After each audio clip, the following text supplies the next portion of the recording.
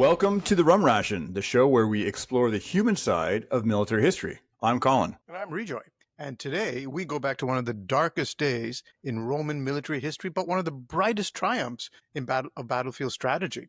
The year is 216 BCE. The place, southern Italy. The day, today, August 2nd. A disaster for Rome, but a festive occasion for our very own Colin Robinson, whose birthday just happens to share the date. And it's safe to say that one of those events involved far less screaming.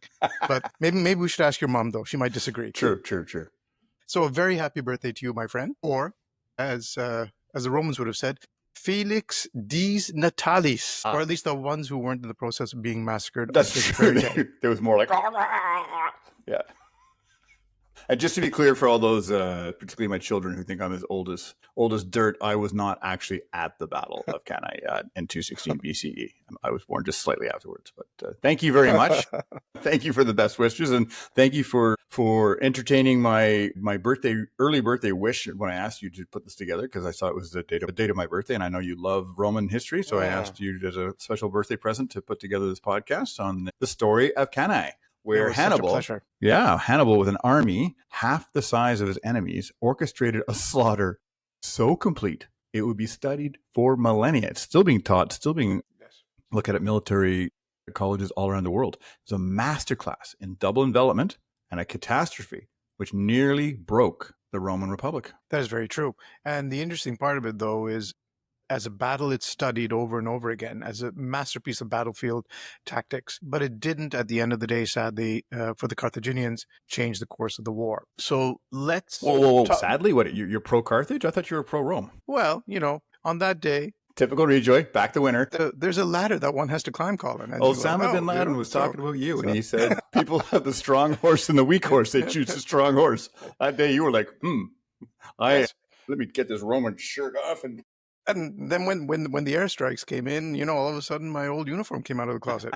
So see you later, guys. So there you go.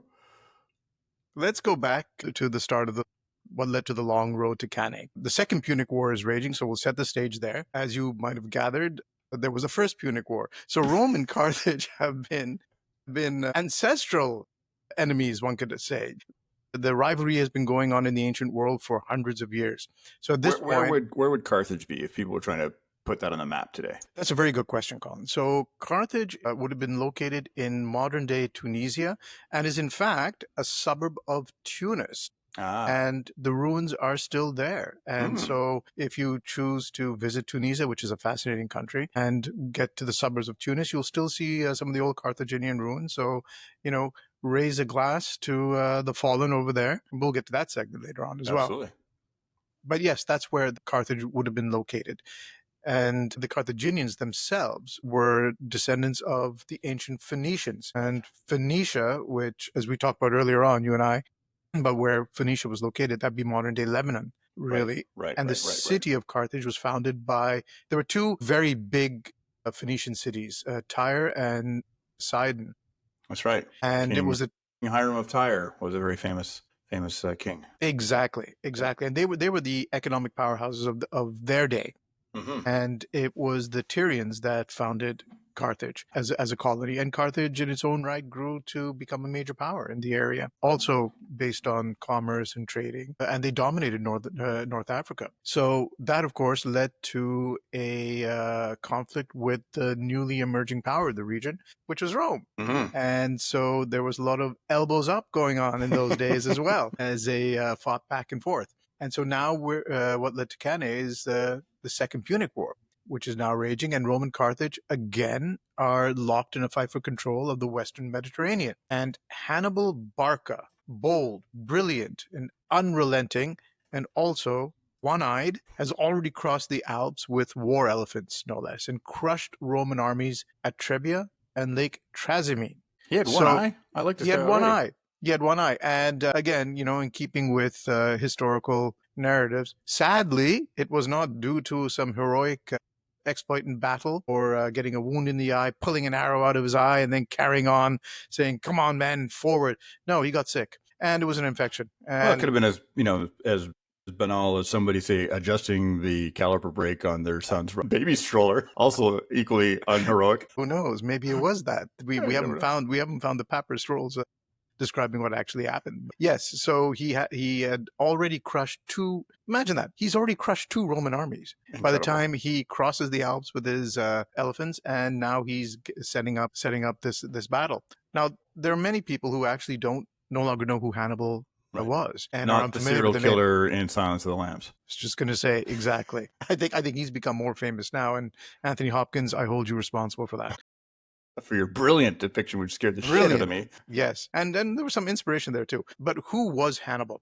So Hannibal Barca was a Carthaginian general, brilliant, bold, and raised to oppose Rome. He was the son of Hamilcar Barca, who was a great general in his own right, and the Barcas were one of those Carthaginian dynasties of military generals, very talented, helped build the Carthaginian Empire. And Hamilcar made Hannibal swear an oath when he was around 9 years old, an oath to the gods, where he said, "Never be a friend to Rome." So that long-standing hatred, if you will, of Rome was imbued in him from the time of a young child. Hannibal was a strategist, and his goal wasn't just to beat Rome on the battlefield; it was to break their power, turn their allies, and cripple the Republic from within. And Cannae would be his masterpiece. So if I understand correctly, then this is not just one set piece battle. This is part of an overall thing that's been going on, because they're probably battling for control of the Mediterranean, control for trade, Correct. all that kind of stuff. Yeah, it's not just It's fighting exactly for fighting's sake. Right. Yes. Okay. So then the Romans are getting desperate, right? So by 216 BCE, Rome is desperate for a decisive victory. They want to get this thing ended so trade can continue and they can rearm and continue their march over the entire world, keep expanding the empire. So they gather the largest army in their history, around 86,000 men. That's unbelievable. Split between citizen legions and allied troops. 2 consuls command them: Lucius, Aemilius Paulus, caution and experienced soldier. He had a lot of experience fighting, right? And then Gaius Terentius Varro, who was a bit of a political upstart eager to prove himself. And this is something I think is really to get into. Yes. I could not believe how fucked up this was when I first learned about it. So you had Paulus, who was basically a bit of a career soldier, and you have Varro, who was a politician. And this was very common in the Roman era, where politicians were parachuted into the command structure. So it wasn't necessarily that something Roman soldiers would have been resentful of. It was kind of normal. But what was really wild is that these 2 Roman consuls, they were sharing command. The Roman high command of this 86,000 man army was being shared day by day by 2 men who didn't agree. So there'd be like Rejoy's got Monday, Wednesdays, Fridays. Colin's got Tuesday, Thursday, Saturdays. Did they split it on Sunday, or they just kept changing it? Well, it was before Christianity, so Sunday didn't matter so much. True. That's wild. I mean, these guys, they couldn't stand each other. They didn't agree on anything. They didn't trust each other, and they didn't like the same plan. So I believe when we were taught as young officers in Gagetown the 10 principles of war, I think it's the first one: selection and maintenance of the aim, as opposed to this is the Monday, Wednesday, Friday, Sunday plan. Well, aim is such a vague word, isn't it? But the fun, and there you see democracy in action. Yeah, you're right. You're right.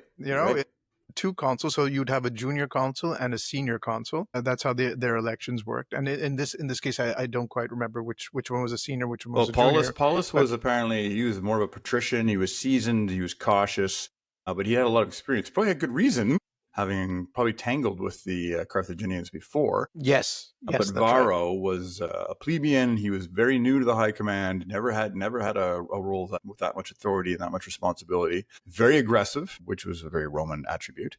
And he was a populist with something to prove. He was a populist. Yeah, he really had something to prove. Okay, all right. So a little bit of a chip on his shoulder as well in that case. But everyone needs to remember that as they listen to the rest of it and go, how could it be so fucked up? That's how good. Yes, it goes back from the dawn of history. And the Romans were also used to this command structure because, again, it was something that was embedded in the Republic, where one consul would have the operations of one day and a second consul would then take over the next day. They'd be alternating days. Wow. So while the soldiers were used to it and the politicians were used to it, it wasn't the most effective way of doing things. Might be a reason that no one does it now. It's the main reason. I'm not available. I have a doctor's appointment. Now, their target is Hannibal's army of roughly 50,000. So the Romans have mustered 86,000 soldiers, And Hannibal has made it across the Alps with around, they say it's an estimate, around 50,000. Probably could have been a little bit less than that. There were a bunch of people falling off the mountains as they crossed. It And happens. It happens. it happens. But they think roughly around 50,000.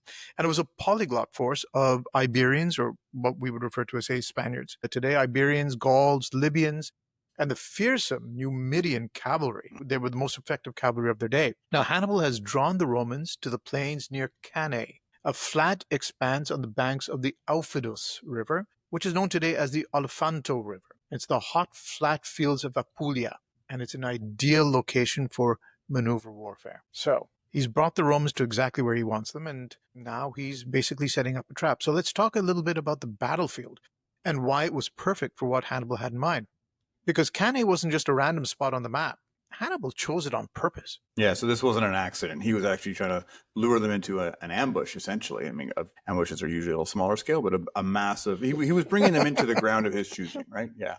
And it was flat, like you said. It was wide. It was open. It was right beside the river Ophidius, which we now call the Ofanto, south of modern-day Foggia. And wasn't there a massive I think there was a Foggia air base set up in, right? Yeah, in 1944 in the Italian campaign that the Allies were going for. Anyway, sorry, I diverged.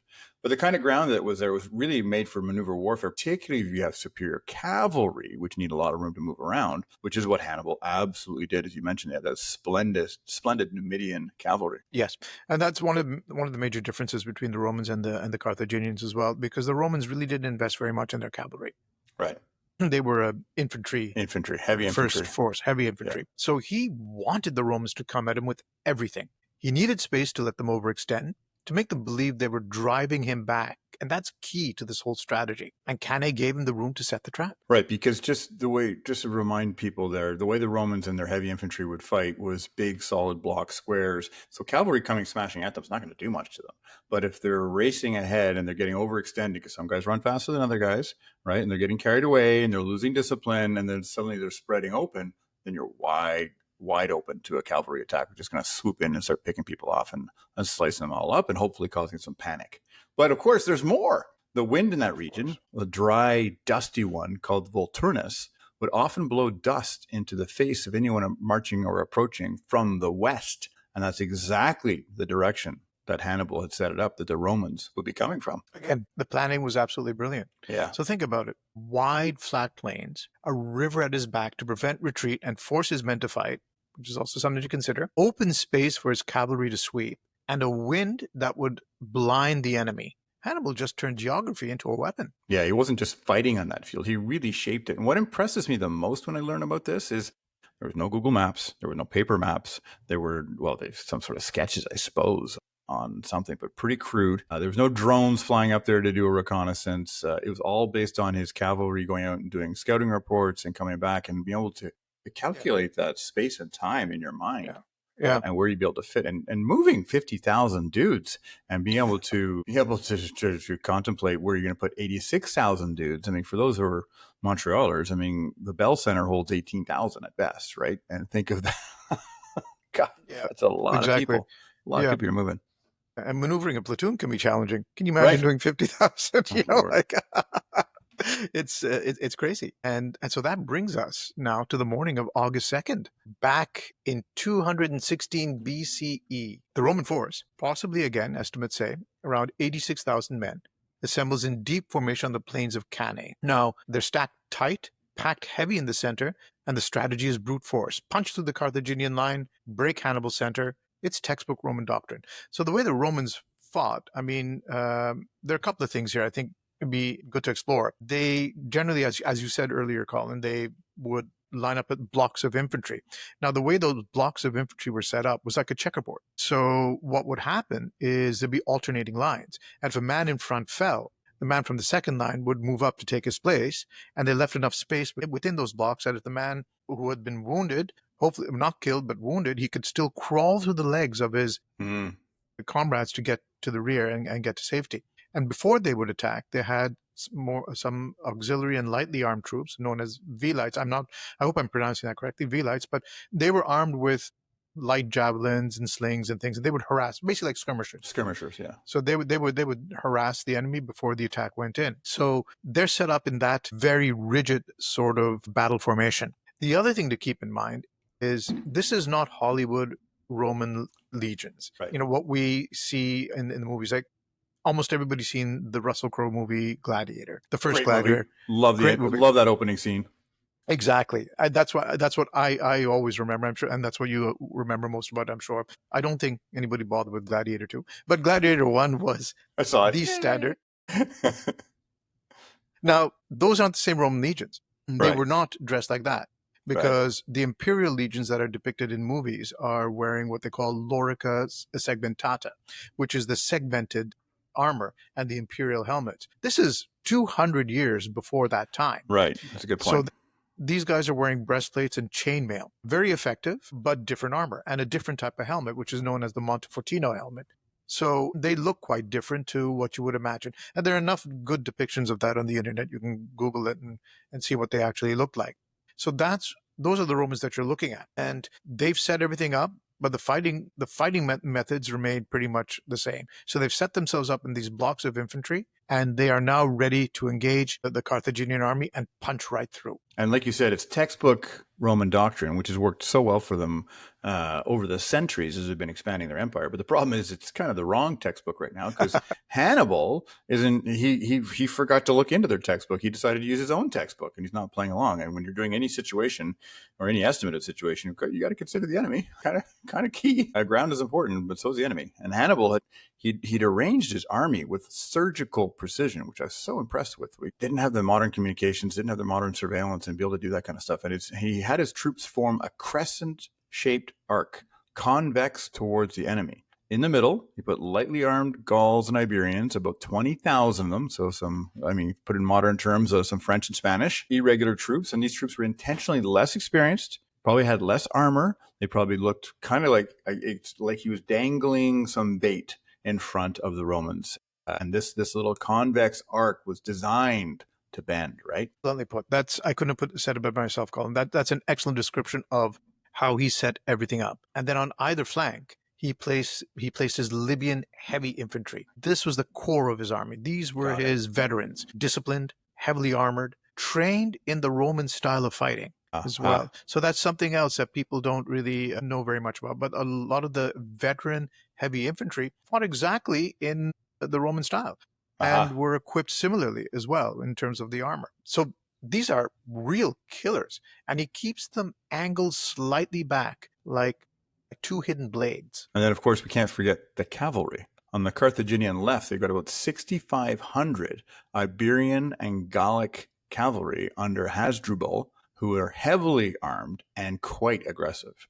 And on the right, you've got Numidian light cavalry under Maharabal. They're fast, they're mobile, and they're perfect for that harassment and pursuit, which I was talking about before. So you've got some that'll smash in, they're heavily armed, can smash into the lines, and you got other ones that are just ready for the exploitation and chase down any stragglers, and it's hopefully getting some panic going and getting some confusion. So all told, Hannibal had about 10,000 cavalry to Rome's 6,000. And to your point earlier, Hannibal and the Carthaginians were taking the cavalry much more seriously than the Romans typically took it, right? Yes, absolutely. And Maharbal was a prince of Numidia and a close Carthaginian ally. And his cavalry were fearsome. They were terrifying and incredibly effective. So even if the Romans had more cavalry, they would have been completely outclassed by the Numidian cavalry. So this is the setup for the battle. And now, it was into this. At what point did they take a break to do their sensitivity training? Well, I think they were doing it on the ground as it was coming along, and there's certain words they couldn't say, and, there was exploring of feelings. The fear Canceled. And boy, that was a fear that really came through for many of them. Not the way they expected, and not in today's terms, but canceled they were. So they began their assault. The mass of legionaries, imagine this now, mass of legionaries crashes into the Carthaginian center, right on schedule. The Gauls and Iberians yield ground, not from panic, but by design. Following the plan. Following the plan. They fall back step by step, drawing the Romans deeper and deeper into that deadly crescent. So it's kind of like the Roman army is a battering ram, like a big armored mailed fist, but Hannibal's built a funnel. So the harder the Romans push into the funnel, the narrower the space becomes. And they don't even realize at first that they're being channeled. No, not at all. It's almost like, think of it like you're at a concert. Concert's over, you're leaving. You've got those small exits. You're being funneled in there. Yeah, you and don't that crush of people too, right? Yeah, exactly. Yeah, nobody likes that. It's very similar to that kind of a feeling. So now at the same time, Hasdrubal's cavalry on the left smashes the Roman right-wing cavalry almost immediately. I mean, it was no contest. They were pushed out of there. It's almost like, I hate to say it, but the Panthers playing the Leafs. It's a wound that sits deeply. This was supposed to be. That's all right. Montreal playing Washington, the same sort of thing. Those big bastards. I mean, Montreal's fast, but that's not going to help. Didn't help the Romans here at all. So their cavalry was ridden off the field almost immediately, a total rout. And Maharbal's Numidians tied down the Roman left long enough to stall them. Then Hasdrubal wheels across the back of the Roman army, a hammer racing towards the anvil. And we see that double envelopment. Every general's dream from the dawn of history starting to come together. Wow. And so now the Romans, they've fallen for the bait. They're pushing forward. They think this is going swimmingly. They think their plan of a full frontal smashing first is just going to be brilliant here. So they're fully committed and overextended. And so this is the time the Libyan infantry on the flanks of the Carthaginians now pivot inward, and they move like hinges, closing around the Roman flanks. It's no longer a convex line. It's a concave trap. Yeah, that's right. I mean, imagine the maneuvering. We're talking 216 BCE. Imagine the drill. They can do that. I mean, that's unbelievable. And this communication, hopefully by flags and at best case, trumpets, the dust and the dust that we were talking about before. And trumpets over the clanging of armor, and it's unbelievable. And I think this is a good place to pause for our ever popular "Wish We Had a Sponsor" segment. Well, ever popular with us. We're not sure if it's popular with anyone else, but we think it's hilarious. Right. We think it's great. That's why Today's episode is brought to you by Centurion Spiced Wine, the only wine bold enough to march straight into a trap and still call it a victory. Crafted with hints of North African cardamom, Iberian orange peel, and just a splash of Roman overconfidence. Just a splash. Infused with the silence of the fallen 2nd and 3rd legions, because nothing pairs with regret like a smooth finish. So whether you're celebrating a birthday or encircling 80,000 enemies, Centurion Spiced Wine reminds you, fortune favors the fermented. Drink responsibly, or at least more responsibly than Gaius Terentius Varro, who's commanding his troops. Yes, it was his day, wasn't it? It was. Oh, well. So there you are. So now you set it up nicely. The Romans have entered the trap. It's everything's closing in. And again, I want you to imagine what it's like when you're leaving a stadium after a concert when there are thousands of people. That feeling of claustrophobia you get. Now, imagine that being hot, dusty, the screams, you're wearing heavy armor, and you're starting to get more and more pushed into this, squeezed in into this group, mass of men. So the Roman legions are now completely surrounded, front, flanks, and rear. Cavalry behind them, veteran spearmen on the sides. The center is still falling back, but the circle is closed. And now this is where it becomes just pure horror. The Roman formation is so dense that, like what Rejoy is describing, trying to leave a Coldplay concert, and maybe not as early as somebody who was caught on a kiss cam, but say everyone else who waited to the end of the concert, and the formation is so dense that the soldiers in the rear, they can't even raise their weapons. And Livy, who's a famous Roman historian, describes it as a press of bodies. Men trampled, suffocated, cut down without any room to fight. And as Polybius, who was a Greek historian who studied Rome more closely than most Romans did, he wrote of the day, quote, "The Roman army, enclosed on all sides, could neither fight nor flee. There was no room to raise a shield or swing a sword. They died not in combat, but in a crush, suffocated, trampled, slaughtered. By the end, the field lay buried in bodies. Nearly 70,000 men lost in a single day, a punishment as terrible as it was complete."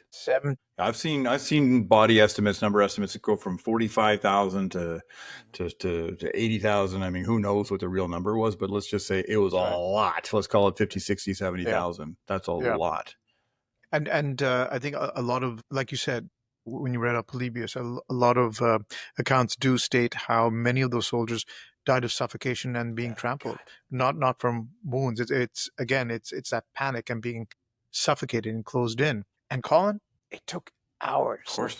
Hours. The Carthaginian troops methodically cut into the mass, stabbing from the outside in. No maneuver, no escape. Some sources say the blood turned the dust to mud. Polybius continued his narrative, which was based on Roman military archives and interviews with veterans. He said, quote, "The Carthaginians continued the slaughter until the sun went down, and even then there was no joy, only weariness, for the field was choked with corpses, and the blood ran in rivulets between the rows of dead." And Livy, another eminent Roman historian, noted, we're talking huge numbers here, which are really hard to wrap your mind around. This is all done by hand. Yeah. There wasn't machine guns, there wasn't artillery, there weren't mortars, armor. there wasn't poison gas, there weren't No. tanks crunching over. This is being done by hand. And this is going to sound kind of silly or a little callous, but you think of the Carthaginians, like you wouldn't be able to do that kind of killing for very long. You'd tire out. You'd have to rotate off. It struck me this week as I was on a canoe trip, and at one point I needed to change the saw blade on my saw, and I was cutting wood for the fire, and my arm was getting tired. I'm like, you imagine you're trying to stab a whole bunch of, and it's not easy to stab someone through their armor into their chest, probably bouncing off of ribs and things like that. It's a huge amount of effort, and then having to kick them off. Like physically, this would be really hard to do. Think of splitting wood, or think of any kind of, lifting up a pail of water like 15 times or 20 times, trying to do that for hours and hours and hours. I mean, probably better than the guys getting stabbed on the other hand, but yeah. But you're right, yeah. I mean, those guys definitely deserved a spa day after this.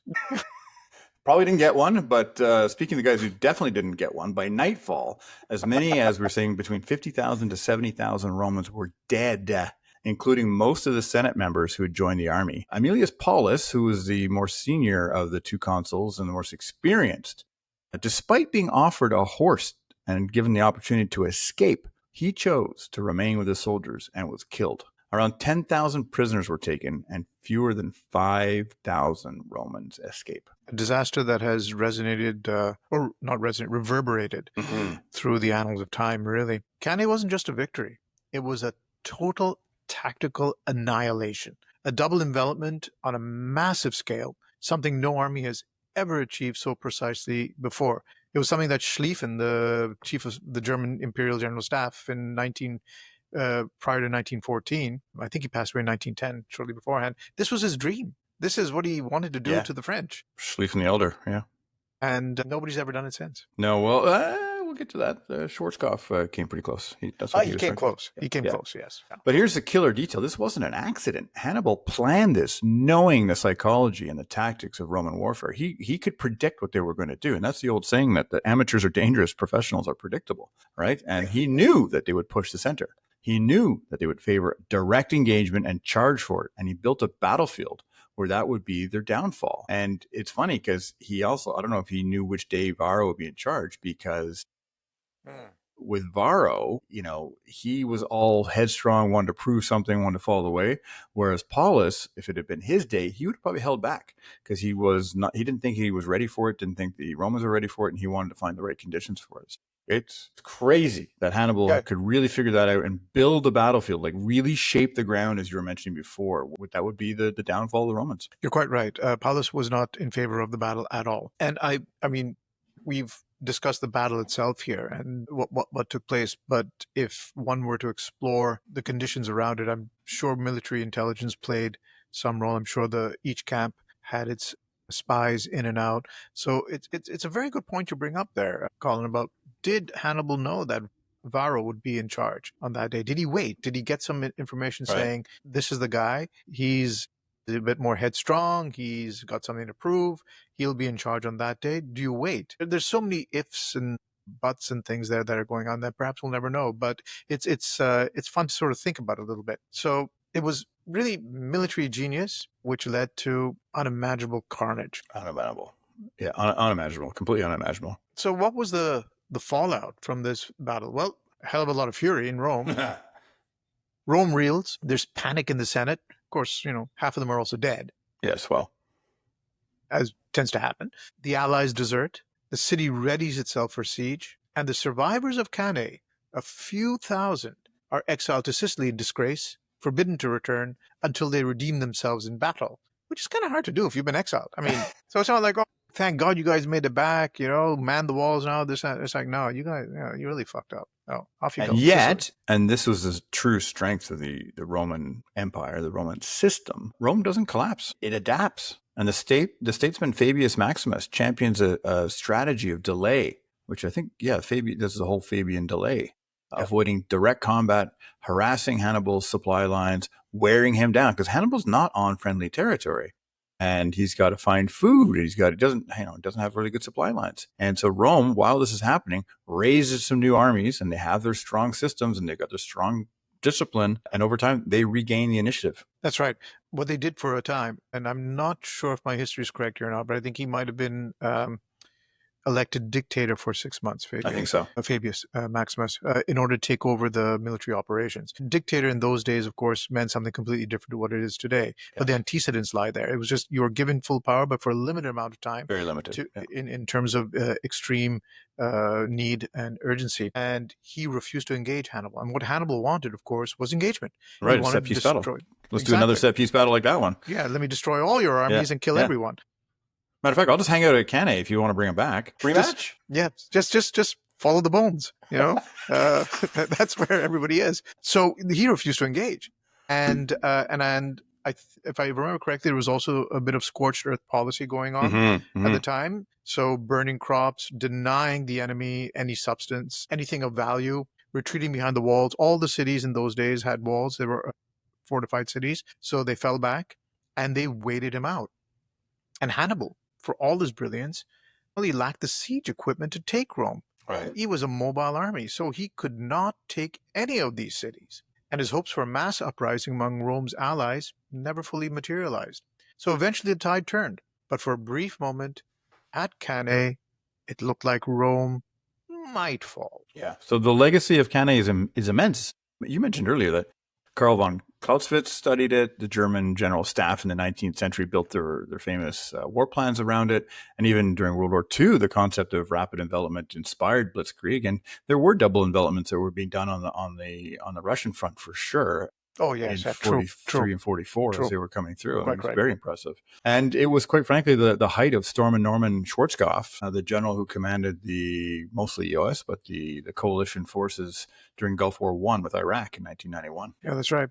But what those who study it often forget is that Hannibal won the battle, but he lost the war. Yeah. Cannae shows us the limits of tactical brilliance when not paired with strategic support and logistics. And again, we were always taught as young officers about logistics. The logistics are so important. As an infantry officer, you're always thinking, rah-rah and attack and all that good stuff. But logistics, without good logistics, you're not going anywhere. Well, it's a quote that's been often attributed to Napoleon. Not sure if it was him, but is amateurs talk tactics, professionals talk logistics. Yeah, absolutely. You're absolutely right. 100%. Yeah. And so we can't take it away from him, because as a feat of military genius, it remains unmatched. And unfortunately, as a tragedy of human loss, it's a reminder of what war can really mean when calculation meets carnage. And I think Livy sums it up best, quote, "There'd never been so great a slaughter of Romans, nor so disgraceful a defeat. Neither commander nor soldier was spared. It was a massacre, not a battle." And, well, that brings us to the end of this episode of the Rum Ration, the birthday edition. The birthday edition of The Bald and the Beautiful. That's right. That's right. So we hope you found our journey into Cannae as riveting and as unsettling as we did. And if you enjoyed this, please share it, rate it, or whisper it to the ghost of a legionary. We'll be back soon with another story from the long, violent memory of history. And until then, cheers to history. To history.